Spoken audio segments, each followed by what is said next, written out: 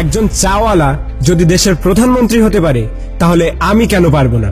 একটা ছেলে যে জঞ্জাল সাফ করার কাজ করত আর সে যদি বিশ্বের অন্যতম ক্রিকেটার হয়ে দেখাতে পারে তাহলে আমি কেন পারবো না?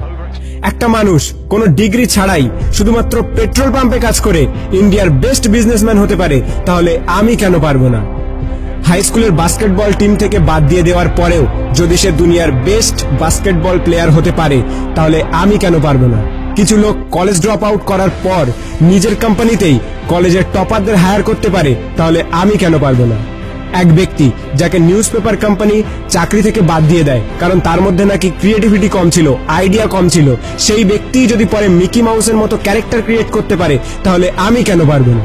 একটা মানুষ যার গার্লফ্রেন্ড তার সাথে ব্রেকআপ করে নেয় এবং তাকে সমস্ত সোশ্যাল সাইট থেকে ব্লক করে দেয়, কিন্তু সেই ব্যক্তি পরে দুনিয়ার সব থেকে বড় সোশ্যাল নেটওয়ার্কিং সাইট ফেসবুক বানিয়ে দিতে পারে তাহলে আমি কেন পারবো না?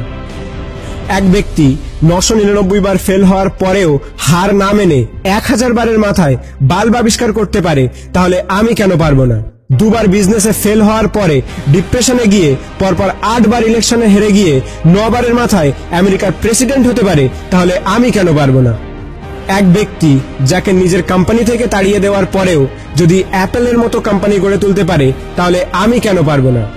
একটা মেয়ে যে 9 বছর বয়সে সেক্সুয়ালি অ্যাবিউজড হওয়ার পরেও 10 বছর বয়সে প্রেগনেন্ট হওয়ার পরেও লোকাল টিভি শো থেকে বের করে দেওয়ার পরেও অস্কার জিততে পারে এবং কোটি কোটি টাকা ইনকাম করতে পারে তাহলে আমি কেন পারবো না?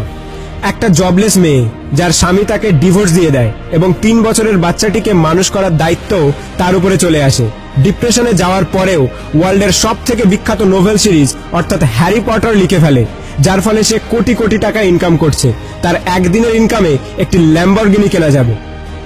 এক ব্যক্তি যার পুরো বডি প্যারালাইজড, চলাফেরা তো দূরের কথা, নিজের আঙুল পর্যন্ত নাড়াতে পারে না, সে যদি ওয়ার্ল্ডের one of the best scientist হতে পারে তাহলে আমি কেন পারবো না? তোমরা সব জিনিসই অ্যাচিভ করতে পারো যেটা তোমরা করতে চাও, যার স্বপ্ন তোমরা দেখো, শুধু তার জন্য একটা আগুন দরকার, একটা স্পার্ক দরকার। নাথিং ইজ ইম্পসিবল, আর এই স্পার্ক তোমাদের নিজেদের মধ্যে আছে। তুমি নিজেই দোষী তোমার ফেল হওয়ার জন্য।